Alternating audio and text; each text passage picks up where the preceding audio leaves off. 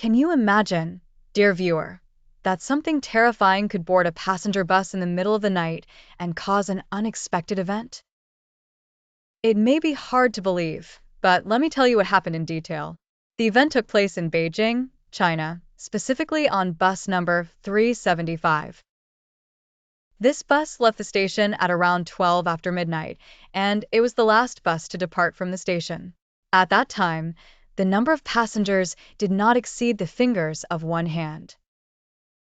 While the bus was moving, the driver saw from afar the shadows of two people standing in the middle of the road in the cold weather, and they were waving their hands to ask to stop. Despite the driver's hesitation, he stopped and opened the door for the two people to enter the bus. Upon seeing them, the driver was shocked and terrified, as the two people were wearing old and scary clothes. And they were dragging a third person between them.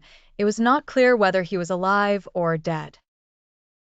The three got on the bus and sat in the back seat. The passengers looked terrified. After a while, the bus stopped at a station where two married passengers got off, and the single young man and the lonely old woman remained with the three strangers. The old woman began to act nervously and suddenly screamed that the single young man had stolen her wallet.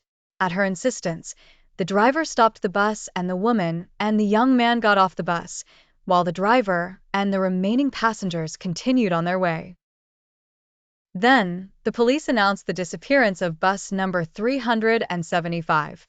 During the investigations, it turned out that the bus had sunk in a lake about 100 kilometers off its official route.